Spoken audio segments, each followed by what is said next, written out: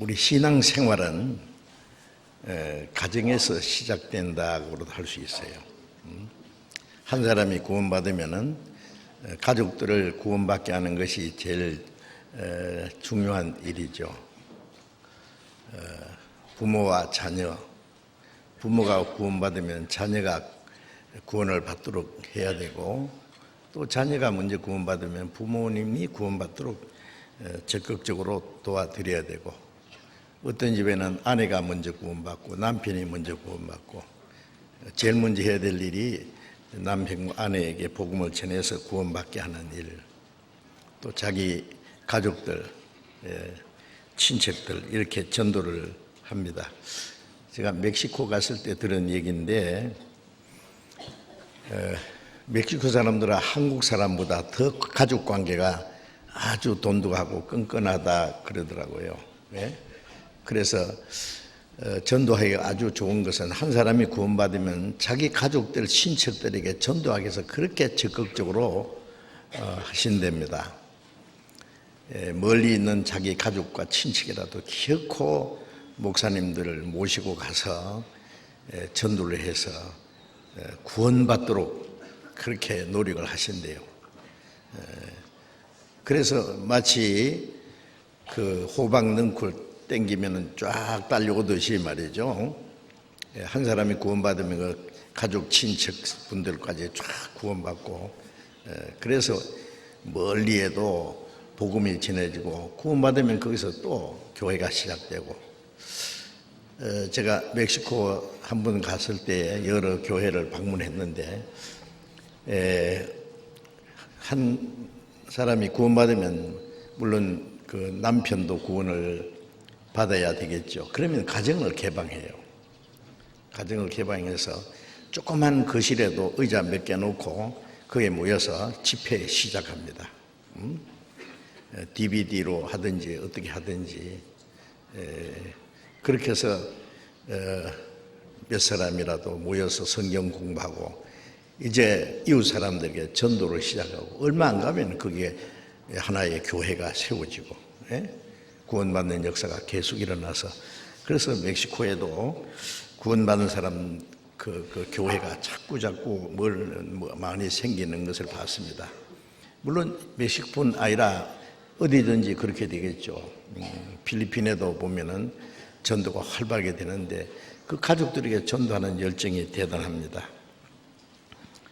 자, 제일 먼저 가족들이 구원받게 하는 것이, 그거는 당연한 일이라고 생각을 합니다. 구원받으면 제일 먼저 자기 가까운 가족들, 부모, 아내, 남편, 형제, 자매, 그 다음에 이제 친척, 친구 이렇게 해서 전도를 하죠. 이번에 우리 다음 주간부터 전도 집회 시작되는데, 어디 전도 계획을 얼만큼 세우셨어요? 전혀 안 세웠습니까? 아직 구원받지 못하신 그 가족들도 계실 거고, 친척들, 또 이웃 사람들, 친구들, 나하고 아무 상관없는 사람이지만은 구원받으면 모든 사람에게 전도해야 될 책임이 있기 때문에, 잠언 24장에 사망으로 끌려가는 자를 구원치 아니치 마라. 구원받지 못한 사람은 전부 영원한 사망으로 끌려가요. 죄와 마귀와 죽음의 권세에 잡혀서 그들을 구원치 아니치 마라. 그 말은 구원해 주란 말이죠. 너는 그것을 알지 못하였나 할지라도 마음을 감찰하시니까 어찌 알지 못하겠냐. 구원받은 사람이 이 땅에 살아있는 목적이 복음을 전하기 위해서, 예수님은 죄인을 구원하기 위해서 십자가에 죽으시기 위해서 오셨고, 이제 그 은혜를 깨닫고 구원받은 사람은 그 사실을 전하는 것이 세상에 사는 목적이 되어야 됩니다. 그래서 시편 118편 17절에 내가 죽지 않고 살아서 여호와의 행사를 선포하리로다. 구원받은 사람이 이 땅에 살아있는 이유와 목적을 잊어버리면 안 돼요. 우리가 세상에 태어난 목적은 구원받기 위해서 태어났고, 구원받은 사람이 살아있는 목적은 또 다른 사람에게 복음을 전하기 위해서 살아있는 거예요. 그런데 우리는 어떻게 하면 잘 먹고 잘 살까? 그리고 세월만 보내고 주변에 있는 구원받지 못한 사람에 대해서 한 사람도 전도할 마음도 없고, 물론 자기가 전도해서 결코 구원받게 할 수는 하기는 어려울 거예요. 그렇게 할 수도 있지만은 이제 구원받는 역사는 이 교회를 통해서 나타나니까 어떻게든지 모시고 와야죠. 모시고 와서 상담을 받게 하든지 전도 집회에 참석하게 해서 말씀을, 그 복음을 듣게 해서 구원받게 하는, 우리가 먼저 구원받을 때 저절로 구원받은 사람 하나도 없잖아요. 먼저 구원받은 사람들의 간절한 기도와 그 수고와 희생을 통해서 우리가 구원을 받았습니다. 그리고 우리에게 복음이 오는 동안에 얼마나 많은 사람들이 복음을 전하기 위해서 희생했는지 우리가 잘 알고 있습니다. 그런데 우리는 또 다른 사람에게 복음을 전해야 될 책임이 있는데 아무 일도 하지 않는다면 참 무책임한 거예요. 그렇죠? 그래서 전도를 해야 됩니다. 전도를 위해서 기도도 하고 누구를 전도할 것이 전도할 사람을 정해야 돼요. 예.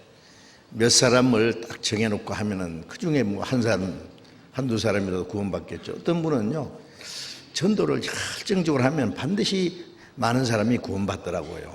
그래서 어떤 사람은요, 어떻게 전도를 했는지 구원받은 사람이 주변에 자꾸 생겨나요. 그런데 어떤 사람은 뭐 몇 년 가나도 한 사람도 인도를 못하고요. 그 왜 그러냐면 관심이 없는 거예요. 자기는 구원을 받았다면은 다른 사람들을 지옥 가든지 말든지 내버려 둔다면은 그 참 뭔가 잘못된 겁니다. 그래서 우리가 전도를 해야 돼. 이번 전도 집회 때 우리가 이제부터라도 시작해야 됩니다. 우리가 만나는 모든 사람 어떻게든지 그 사람과 사귀어가지고 친해가지고 언젠가 전도할 수 있는 기회를 얻기 위해서 노력을 해야 됩니다. 그러면 반드시 구원을 받는 역사가 일어나요. 그러니까 주 예수를 믿으라 그리하면 너와 내 집이 구원받으리라. 한 사람이 구원받으면 자동으로 가족이 구원받는다는 말은 아니고 복음을 전할 수밖에 없기 때문에 자기가 구원받으면 자기 가족들이, 친척들이, 주변에 있는 사람들이 구원받는 역사가 일어나요. 그래서 자기 가족 중에, 친척 중에, 이웃 중에 구원받은 사람이 있다는 것은 정말 놀라운 행운입니다. 누가 그러더라고, 천국도 빼기 시작한다고. 먼저 구원받은 사람의 빼기, 그렇죠? 응? 빼기, 뭐 들고 다니는 빼기 아니고 뒤에 도와주는 사람. 우리 찬송가 있잖아요. 나의 등 뒤에서 나를 지키시네, 도우시네. 보이지 않는 그 사람이 뒤에서 기도하고 우리 구원받기 위해서 수고하고 노력하고 희생하면은 그 대가가 결국 구원의 역사로 나타납니다. 그 수고와 희생이 결국 헛되지 않게 하실 거예요.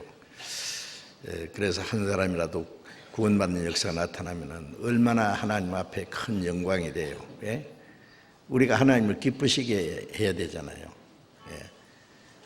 에베소서 5장 10절에 주께 기쁘시게 할 것이 무엇인가 시험해 보라 그랬고, 고린도후서 5장 9절에 보면 바울 사도는 내가 거하든지 떠나든지 살든지 죽든지 주를 기쁘시게 하는 자 되기를 힘쓰노라.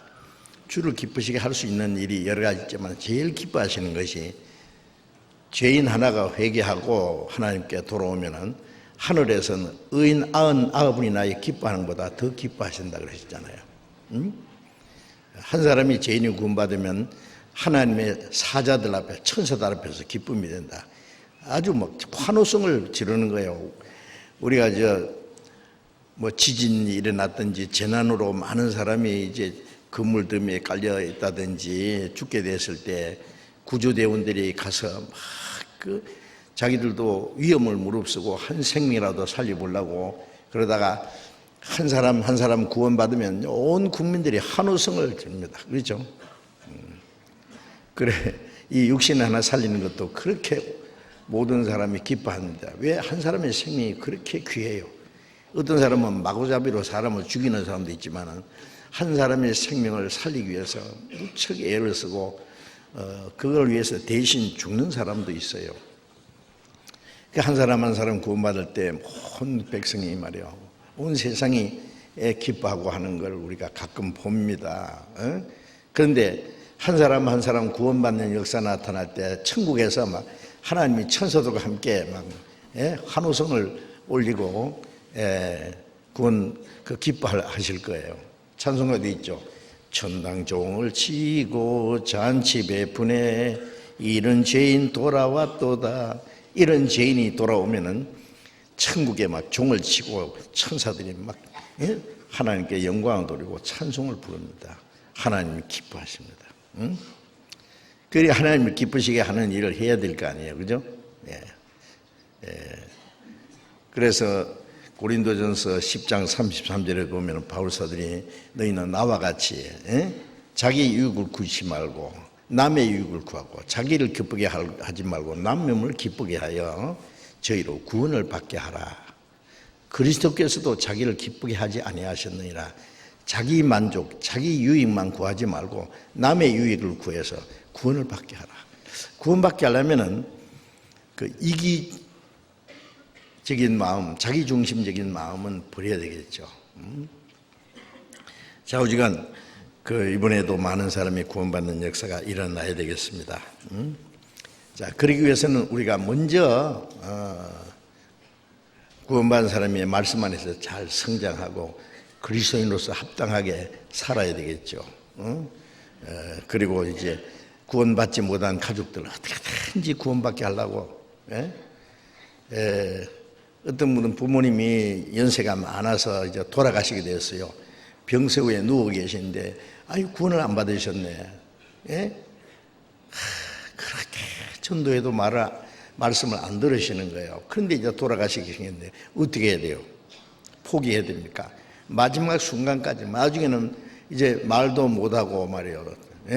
잘 듣지도 못하시니까 막 복음을 막 크게 막 이렇게 써가지고 말이죠.